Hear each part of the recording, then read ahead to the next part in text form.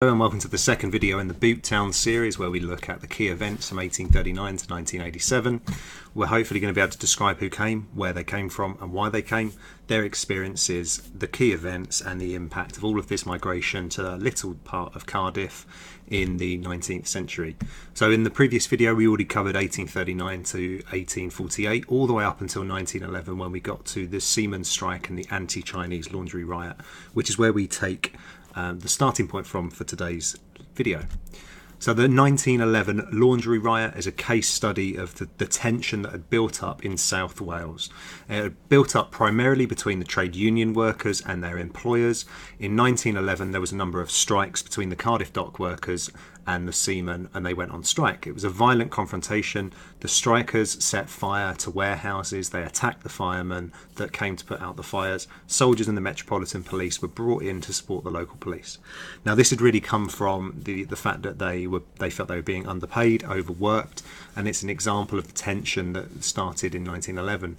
Now the rioters turned on the only group that were not striking, the Chinese. They were not breaking any rules by doing so. And the rioters turned on them as kind of a scapegoat. Now, local washerwomen from Wales felt threatened by a number of Chinese laundries that had been created.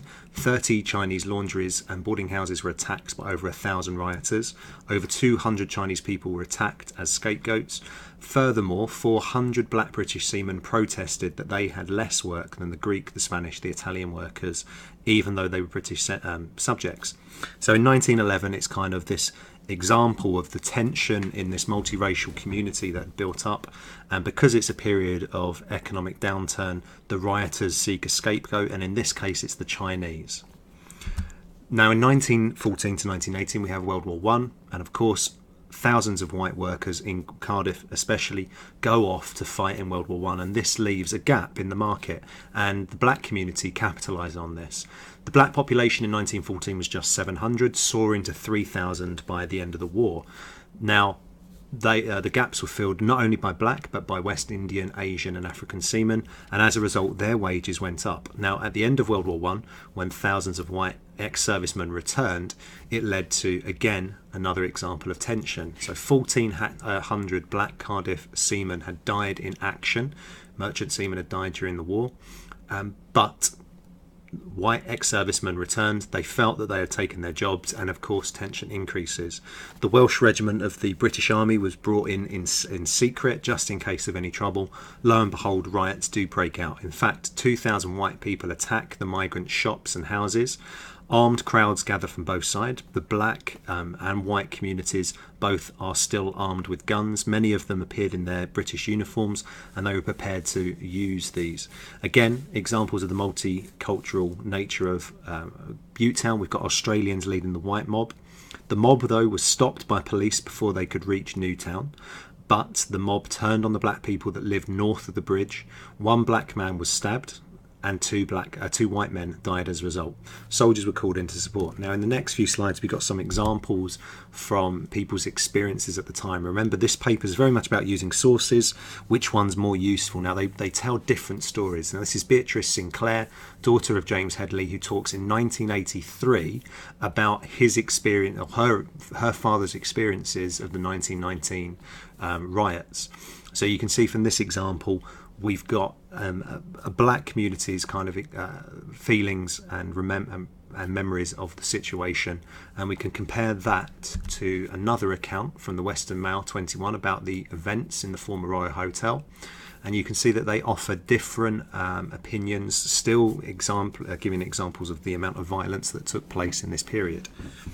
Now after World War One, we've also got the autobiography of a young Somali ship's fireman and poet, who is somebody called who's a Somalian. He remembers another Somalian man called Abdi Langara, who lived in a boarding house, and you can see his example of Abdi's account from this period. Now you can contrast all three of them to give you different experiences of the 1919 riots, and how we've got very different interpretations across all three. Now of course, when the riots had been stopped by the armed forces and the police, who was to blame? Now, the authorities sought to blame the black seamen. The Cardiff authorities tried to force them to leave, and a repatriation committee was set up to try and organise their removal, and this had some success. Some left voluntarily, and we've got the example of the SS Porto. Others, though, didn't. Others were willing to be repatriated in order to spread anti-British feeling in their own countries. And we've got two quotes at the bottom. The presence of colonial seamen is socially very undesirable. The police are anxious to get rid of them. It would be safer and better to place these men in concentration camps, compared to a newspaper at the time that said these coloured Britons had all done first-class war work, yet they were treated worse than repatriated enemy aliens. Now, you have to remember that the majority of these black men that worked in South Wales, in Cardiff, in Butetown, were British citizens. They had come here legitimately, they had sought work, and they were, for all intents and purposes, the same as the white community that lived there already. Yet they were scapegoated and they were blamed as a result of the 1919 riots. Now, this led to further sort of restriction and control on their lives. When the coal industry goes into decline after World War I, and it's never going to recover, it leads to an economic collapse. Shipping companies such as Emlyn Jones sell off its steamers, and it results in mass unemployment. But of course, this disproportionately hits the coloured seamen.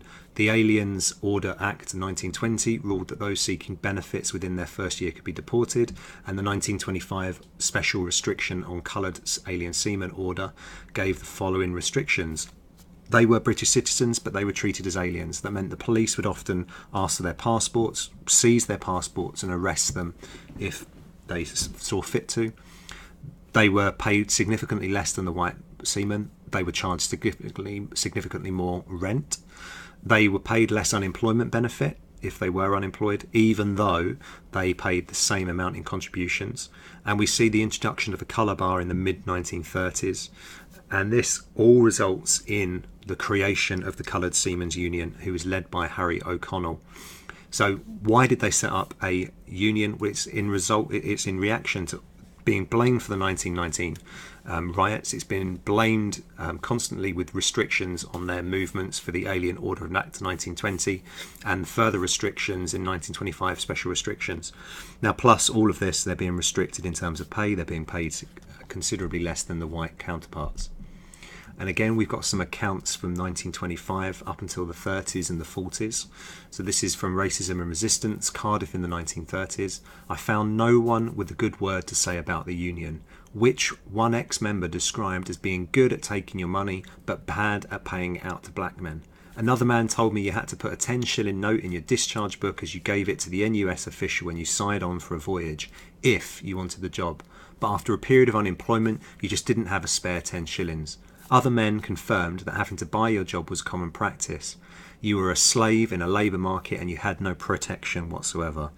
So as a result of all of the discrimination that they faced in the 20s, they created their own union, and still it wasn't an effective way to organise themselves. So we can see the discrimination that was going on. But we've also got other accounts that counteract that. So we've got Shepherd, Nurse and Harry O'Connor. They fought and they brought in people to talk, holding meetings to try and make something different. So we've got two accounts and interpretations, one that says it was not very successful and another that suggests that it was more useful. Now, the 20s and the 30s clearly are a period of poverty, particularly in Butetown. They're reliant on coal, which is now a fading industry, but there's also harsh measures against these coloured seamen, and that includes the Lascars as well as the black seamen. In June 1936, of the 690 unemployed people on the Cardiff Dock Register, 599 were black. Now, there is some relief from the charities, but poverty forces people into prostitution. Tiger Bay gains a reputation as a crime-filled and dangerous place. Again, though, we can counteract that with accounts of a strong supportive community. People left their doors open, people welcomed in people from other communities. So we've kind of got this disparity between the two accounts. Now, in the next slide, we see just how multicultural Butetown is. We can see the number of different restaurants, the different cafes, the different people and multicultural nature of Butetown. And on the right hand side we can see who was living where. We see we've got still large communities of Portuguese, African, Greek, British, Maltese, all mixing together in this multiracial and diverse community. This is an image of Muslims, British, black, Asian men all in the same cafe, and again this source shows that they're clearly getting on harmoniously, and maybe the accounts where things are different are less truthful. Equally, we've got Kenneth Trotman, who remembers Tiger Bay, but this is published in 1983, and we see the way in which people's lives are going about in this account. Contrasted to that, we've got How I Saw It, a stroll through Old Cardiff Bay by a gentleman called Harry Cooke, and this is his account of a number of different areas in the 1930s and the 1940s. So if we look further down, we've got St Patrick's Day was yesterday and tomorrow. They are as Welsh as a plate of cockles, but today's Paddy's Day. They are Irish as Dublin Bay prawn. And then we've got his account of Patrick Street with its tall, many-roomed houses on one side, small terraced houses on the other, was a place to conjure with. Finns, Estonians, Malays, West Indians, Africans, all living together in a glorious jumble of humanity. So by the end of the 1930s and 40s, we've clearly got accounts where people are getting on harmoniously, and then we've got the accounts where things are different, and we've got the introduction of the colour bar and the race riots that happened as a result of the economic downturn. Now going back to the exam questions, we should be able to answer why there was anti-Chinese riots in 1911, why the 1919 riots happened, why many coloured seamen were deported from Butetown, and why coloured seamen set up their own union. Now as a little bit of revision, why did Irish immigrants come to Cardiff in the 1840s? They came to build Butetown itself, as there was the Marquis wanted to capitalise on the growing coal trade. They also came to build the railway. They also came to work on these foundations. Why were there riots between the Welsh and Irish residents? Well, we've got the number of differences in terms of their religion. We've got the 1840s brought the potato famine that obviously brought disease, and that stirred up anti-Irish feeling. Why did so many businesses come to Butetown? Well, it is by 1919 the largest coal exporter in the globe. It beats London and Liverpool, so of course that's an attractive proposition to many different companies. And of course it's got a large amount of employees available. Why did men from around the world come to Butetown in the 19th century? They came for jobs, they came for work. We got the example of the ship that travels from Cardiff to Cape Verde, over to Senegal, over to the West Indies, and then on to New Orleans before coming back to Cardiff, and we can see the amount of trade that brings about. And of course it was an attractive place to come in terms of work, mixed communities, etc. So overall, when we go back to the beginning of our topic, who came, where did they come from and why? Today's video is really focused on the black seamen as well as the coloured seamen that came from all over the globe. Their experiences were very mixed. We've got very clear negatives in the 1911 riots. We've got the 1919 race riots as a result after World War I. But we can also contrast that to the positive experiences, first-hand accounts of the multiracial nature of Butetown and people getting on. So we've got key events and the massive impact of World War II to come. Thank you very much.